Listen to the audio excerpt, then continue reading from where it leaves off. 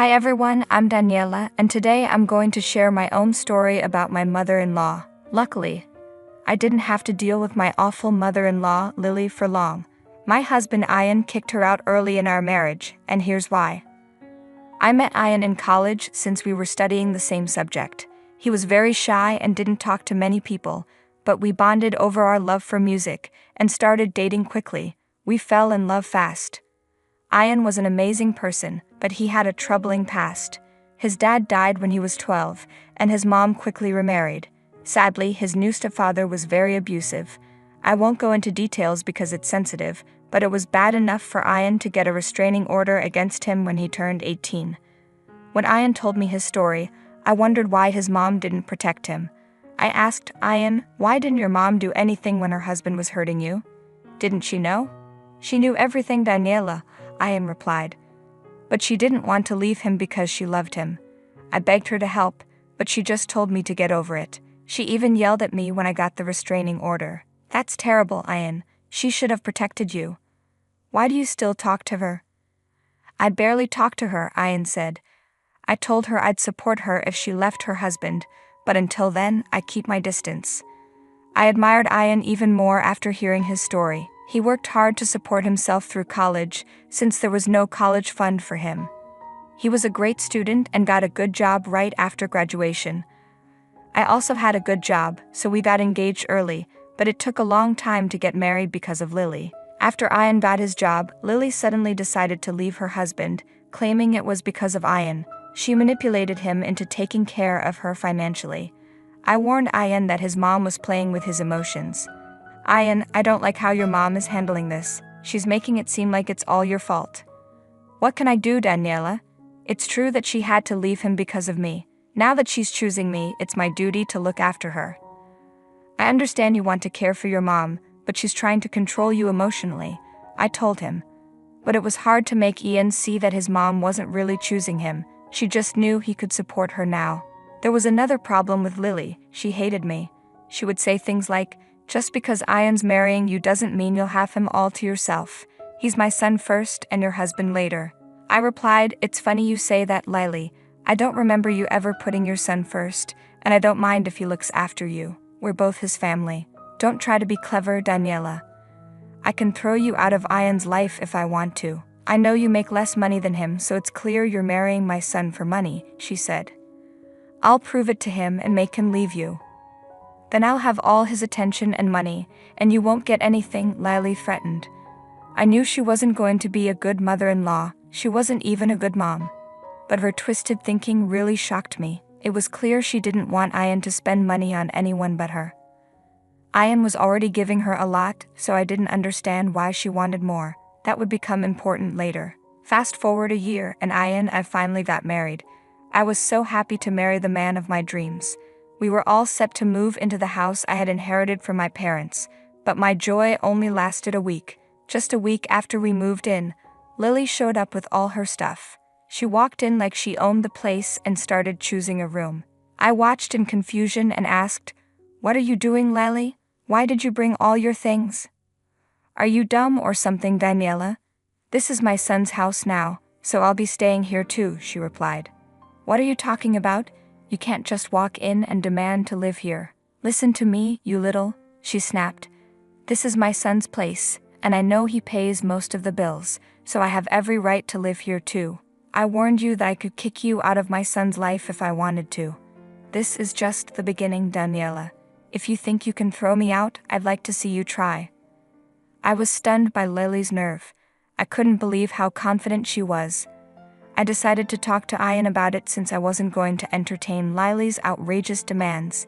To my surprise, Ian already knew she was moving in. He begged me to let her stay until he figured out what to do. He didn't want his mom on the street and reminded me of his duty to her.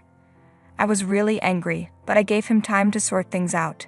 Nothing could have prepared me for what happened next. Just a week after Lily moved in, I saw her invite someone over. From their conversation, I realized this woman was an interior designer. I didn't stop them because I had already had several fights with Lily and knew how nasty she could get. So I decided to deal with the problem if it actually became one. The next day, I got a call from an unknown number. I answered, not thinking much of it, and was surprised to find out it was the interior designer who had come to my house. She asked to meet me at a cafe because she had something important to tell me. I was alarmed and immediately set up a meeting. I had no idea how much my life was about to change. When I met with Sylvia, she said, "Hi, I'm Sylvia. You've probably seen me around before." "Hello, Sylvia. Yes, I've seen you. I guess my mother-in-law hired you for something. She mentioned you're an interior designer," I replied. "Yes, I am," Sylvia confirmed. "But some of the things your mother-in-law asked for didn't seem right, so I thought you should know." "Oh?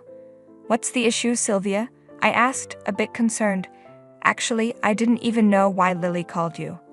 This house is mine, and she's just staying here for a while. I was getting a little suspicious when she brought you over." Sylvia looked shocked. "Oh my God, this house is yours. Then you need to know something right away. It's a good thing I came to you. Your mother-in-law is trying to install cameras in your room. She wants to spy on you and your husband." I was shocked and disgusted by what Lily was planning. The idea that she wanted to invade our privacy like that was horrifying. Wow, just when I thought things couldn't get worse, she does this. "Does she know that what she's trying to do is illegal?" I asked. "Yes, she knows. I made sure she understood that, and I tried to convince her not to do it, but she threatened to hire someone else. I was worried about your safety, so I came to tell you," Sylvia explained. "Thank you so much for telling me, Sylvia. I'll always be grateful to you. Who knows what would have happened if you hadn't warned me. This is insane. I can't believe she would do something so horrible and illegal. But before I turn Lily down, I wanted to make sure you knew about this," Sylvia said. "You did me a huge favor, Sylvia," I replied. "And you know what? I'm going to hire you instead. I've realized we do need some cameras in the house, and I'm hoping you can help me set them up. Plus, I'd like to remodel my office as well." Sylvia was excited by the idea, so we made a plan. I had already started to suspect something was off with Lily as soon as she moved in. Yan and I had been away from the house for long periods, and I noticed someone else had been in the house besides Lily. I even found some strange clothes in the dryer that didn't belong to us. That's why I decided to install cameras in the house, especially near Lily's room. I wasn't going to put them in her room because that would be wrong and illegal. Sylvia and I carried out our plan perfectly. She didn't reject Lily's request but promised to bring the best cameras. In the meantime, Sylvia secretly set up cameras in our house while Lily was out shopping. Sylvia is a pro and hid the cameras well. Afterward, I told Ayan about the cameras. "Ayan, I need to tell you something. I've installed some cameras in the house," I said. "What? Why? Is something going on?" Ayan asked, surprised. "Yes, Ayan. Do you remember the weird clothes I found in the dryer? There's been other strange stuff happening. I think someone else is staying in our house." "Oh my God, that's insane," Ayan exclaimed. "Yes, and all the signs point to your mother. Look, I know you trust her, but you need to wake up. She's not who you think she is," I said. Ayan started to defend Lily and got mad at me, but I reminded him of her awful behavior, which quickly shut him up. We talked about a lot of things, but I didn't mention what Lily tried to do with Sylvia. I wanted Ayan to realize on his own that something suspicious was happening. Once he agreed with me about the cameras, I could see my plan coming together. I also made sure Ayan understood that we couldn't tell Lily about the cameras yet. He agreed and promised not to say anything. The next day, Ayan and I went to work as usual. We both had direct access to the cameras in the house, but we were busy all day and didn't have time to check the footage. However, when we got home, we sat down together and watched what had happened throughout the day. You wouldn't believe what we found. Lily was having Ayan's abusive stepfather over when we weren't home. This awful man was using our resources and staying with Lily, even though we had a restraining order against him. Ayan was horrified by what Lily had done. He was furious and ready to take drastic action. I had never seen Ayan so angry before. Before I could ask what to do, he yelled for Lily to come into our room. When she saw us watching the CCTV footage, she turned pale. "Ayan, what's going on? Why did you call me?" Lily asked, clearly nervous. "Mom, why did you bring that abuser into our house? Who gave you permission?" Ayan demanded. "What are you talking about, Ayan? You must be mistaken. I don't talk to your stepfather anymore. Remember, you made me choose, and I chose you," Lily replied, trying to deflect. Yes, you chose me, and I've supported you financially and even convinced Daniela to let you stay here. And this is how you repay me? Who did you really choose, Mom? Ian pressed. Lily's defense crumbled as Ian played the footage of her bringing his stepfather into the house. She turned pale and started sweating, realizing she was caught. How dare you invade my privacy and record me? You can't do this to me. Lily shouted, trying to regain control. Oh really? Is setting up a camera in my room to spy on me right? I retorted. If you can do that, why can't I put cameras in my own house? What are you talking about, Daniela? Ian asked, shocked. Mom tried to put cameras in our room, I explained. She even hired an interior designer for it, but the designer was honest and told me everything. Ian was furious.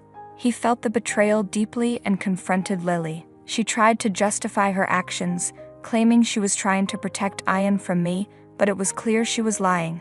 How dare you accuse Daniela like that? Ian exploded. You're the one who betrayed me, used my money, and supported the man who abused me. No more lies, Mom. Get out of my house. I never want to see you again. Lily begged and cried, clinging to Ian's legs, but he was resolute. He packed her bags and threw them outside, telling her to leave. When she refused, Ian threatened to call the cops, and she finally left. That night, I comforted Ian as he dealt with the trauma of his mother's betrayal. The next day, we reported his stepfather to the police for breaking the restraining order and had all the locks in our house changed, thanks to Sylvia's help. Lily kept calling, begging for forgiveness, but we blocked her. She had no money and nowhere to go after her husband was arrested. She tried showing up at our house multiple times, but we always threatened to call the police. Eventually, Lily left town, and we haven't heard from her since. Ian went back to therapy to deal with his trauma, and we also attended couples counseling to improve our communication and work on the issues that Lily had caused in our marriage. Now we're doing much better and living a good life, while Lily is somewhere else, hopefully learning her lesson.